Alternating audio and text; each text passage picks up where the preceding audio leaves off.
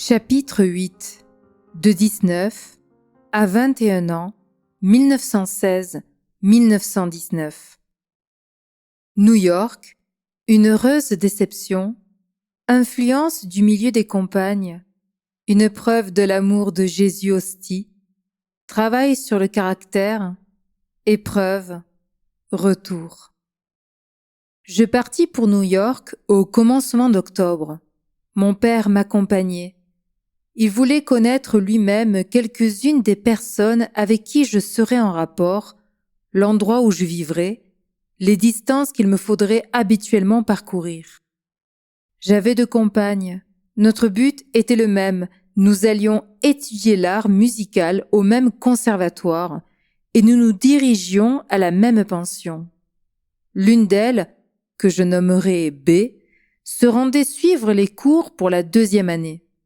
Je la connaissais, nous avions été compagnes de concert 1 an, et surtout parce que nos familles avaient des relations dans les œuvres paroissiales. L'autre, que j'appellerai A, ne m'était pas étrangère. Je l'avais rencontrée quelquefois dans les cercles musicaux. En quittant ma mère, je ne pus retenir mes larmes. À la gare, plusieurs personnes avaient eu l'amabilité de venir nous saluer. Je ne fus pas plus brave. Le voyage fut heureux et joyeux.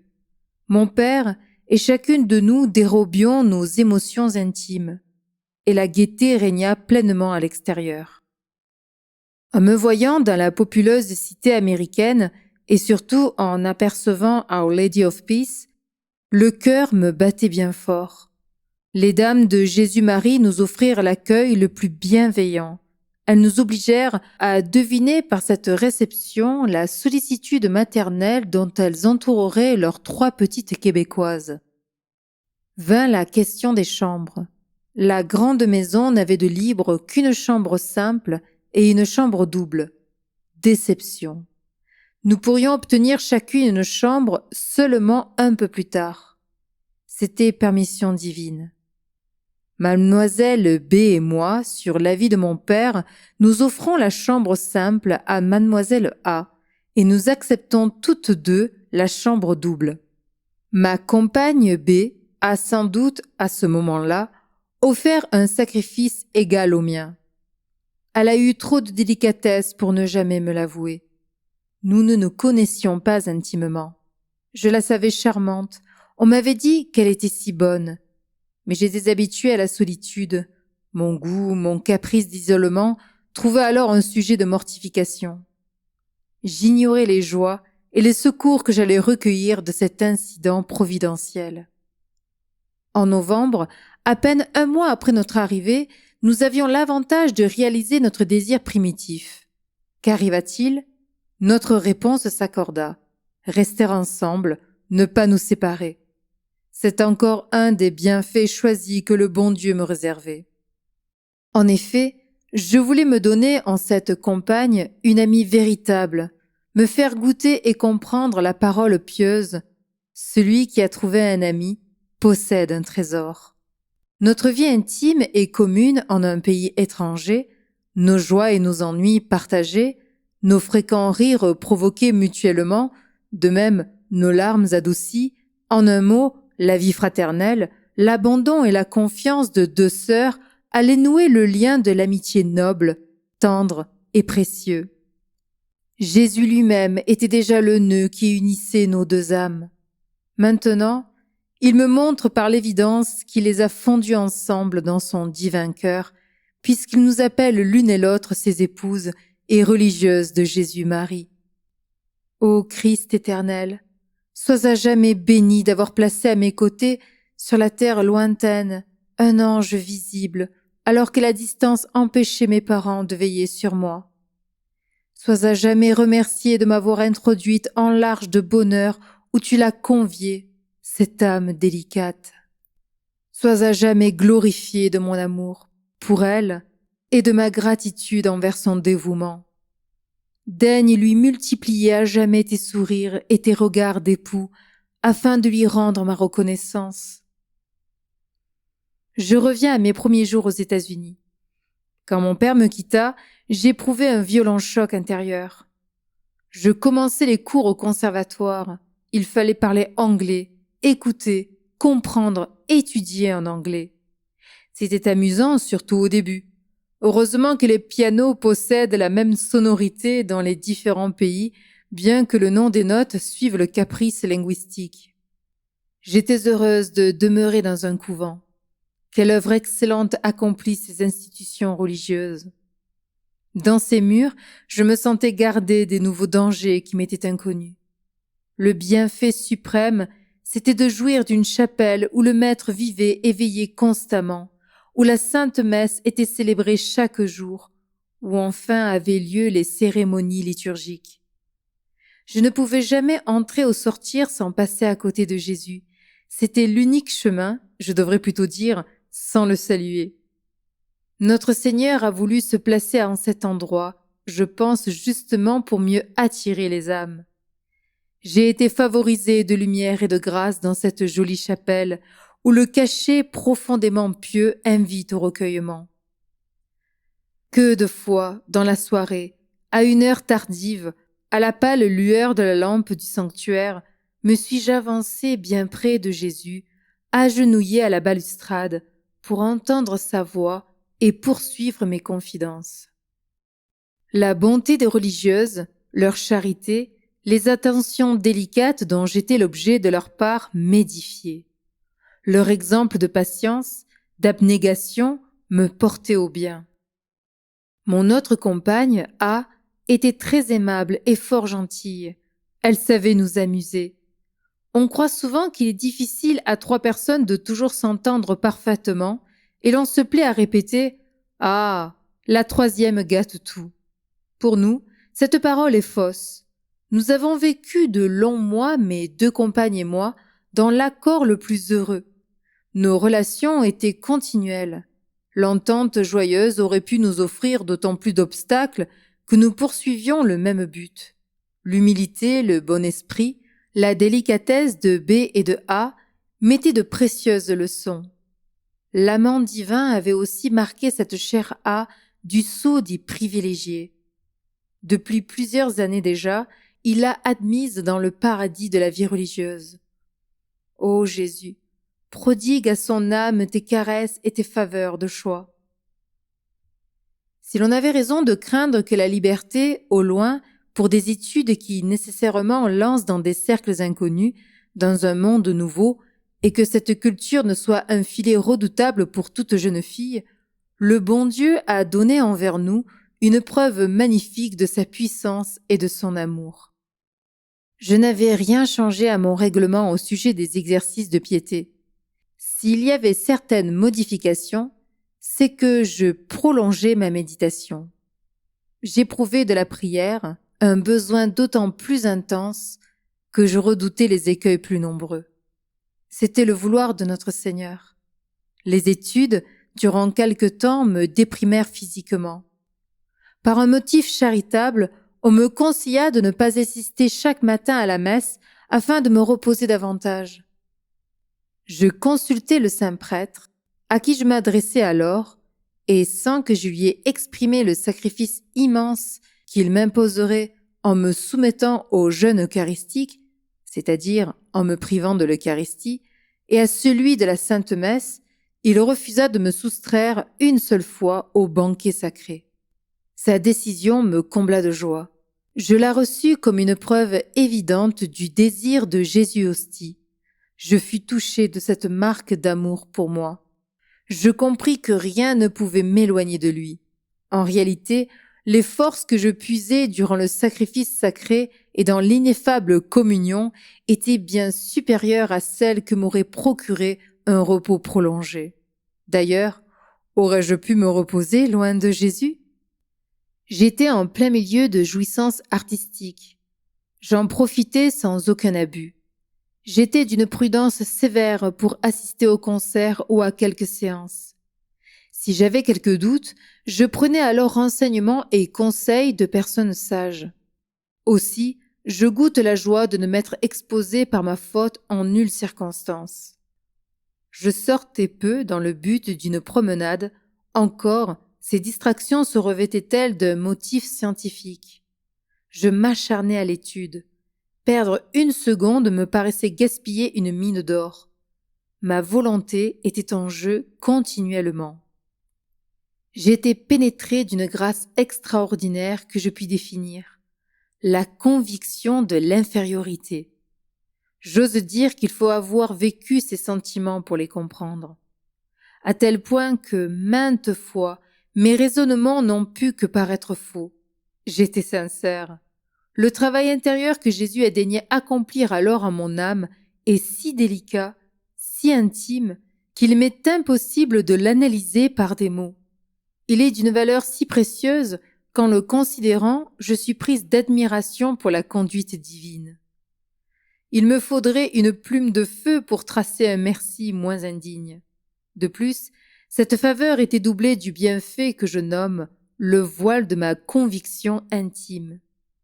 Je suis émue en songeant aujourd'hui à ce que Jésus permettait. Mes études pianistiques étaient bruyantes, nerveuses, le jeu désagréable, fatigant. Cela pouvait-il trahir autre chose que la prétention? À l'extérieur, je paraissais me croire musicienne. La vérité est que j'essayais de marcher en boitant le moins possible dans la carrière où j'étais lancée.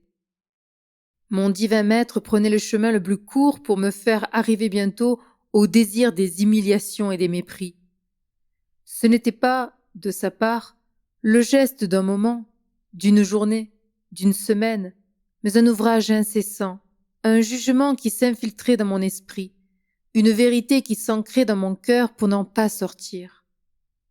C'étaient des ressources sans prix par lesquelles j'apprenais à chérir l'humilité comme une perle inestimable et je désirais l'acquérir un jour. Il me rendait indifférente à l'appréciation du prochain sur mon compte. Oh, la nature en ce qu'elle a de terrestre et d'humain avait à lutter.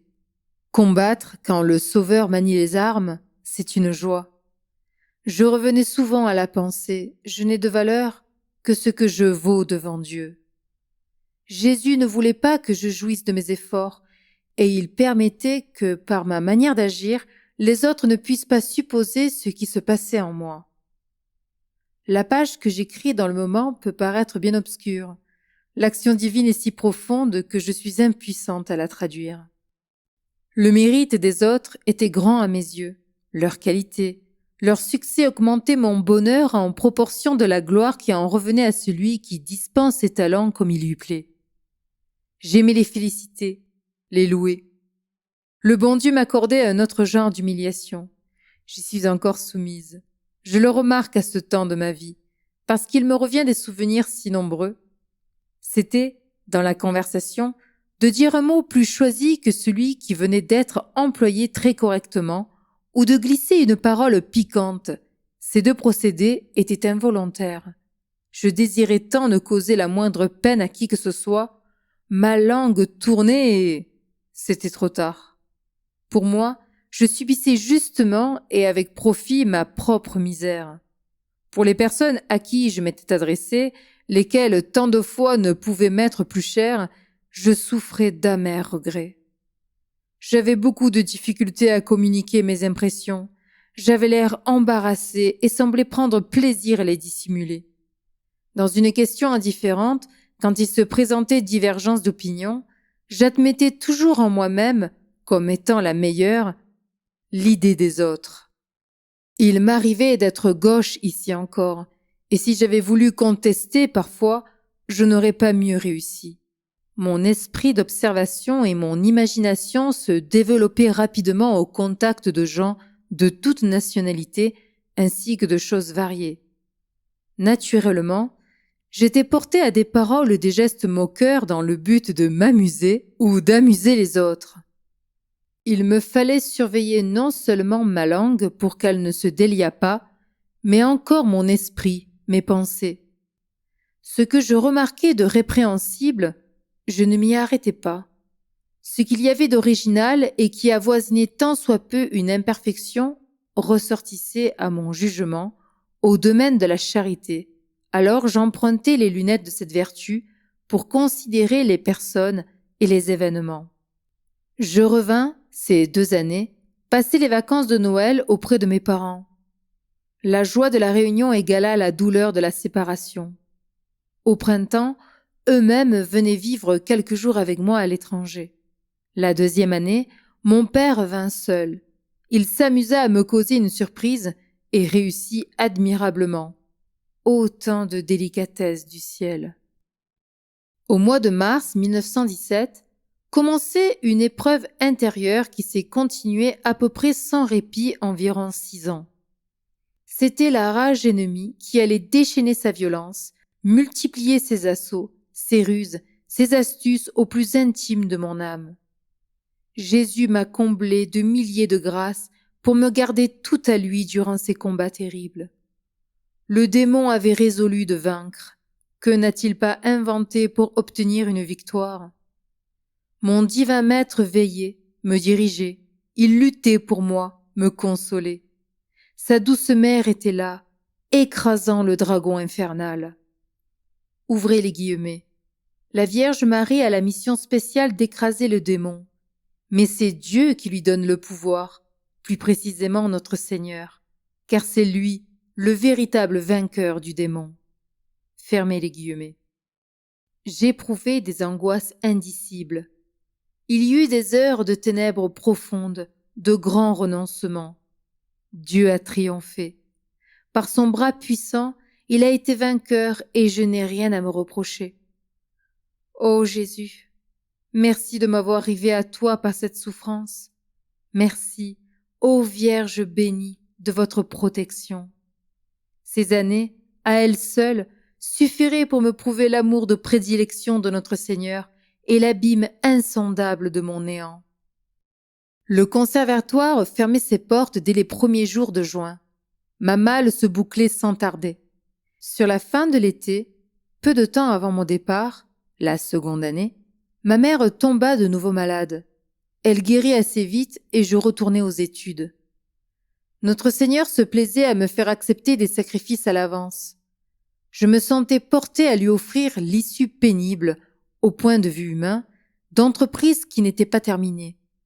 L'abnégation m'attirait davantage. J'aimais ressentir les effets du froid, du vent, me priver de friandises.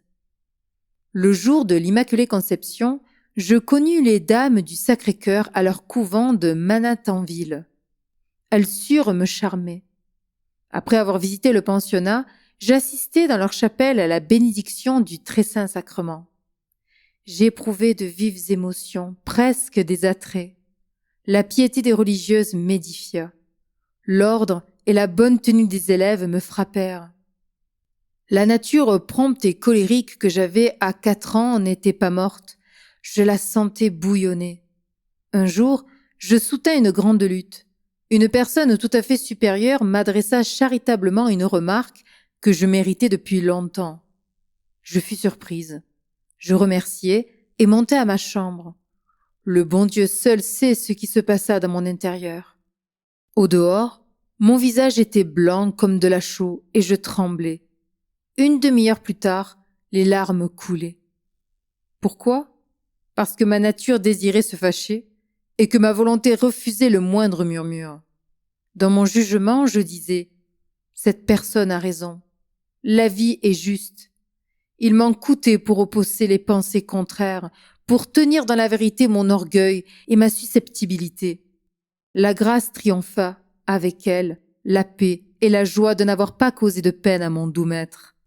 Cela prouve combien j'étais faible, dès que la main divine semblait m'abandonner rien qu'un peu à moi-même. J'aurais dû, dans cette circonstance facile, à la vérité, me réjouir en recevant le conseil. Si j'ai aimé l'humiliation, c'est que Jésus a voulu accomplir le travail immense en me prêtant ses sentiments et en forçant mes désirs orgueilleux à se taire. Au mois de juin suivant, je quittai la pension en étant très reconnaissante envers les dames de Jésus-Marie. Chacune et toutes avaient été si bonnes pour moi. Elles me remirent généreusement une médaille du Sacré-Cœur. L'une d'elles me dit « Portez-la, cette médaille. » Ce mot me parut un ordre. Il résonna à mon oreille et mieux encore à mon cœur avec onction. Je suspendis le souvenir pieux à mon cou et le portai jusqu'au moment béni où je suis devenue prophète de Jésus-Marie. Cette sainte religieuse a dû adresser au cœur de Jésus une prière fervente en me remettant l'objet, parce que sa phrase pénétra dans mon âme avec une heureuse puissance. À ce moment, je ne songeais pas du tout à devenir un jour membre de cette congrégation.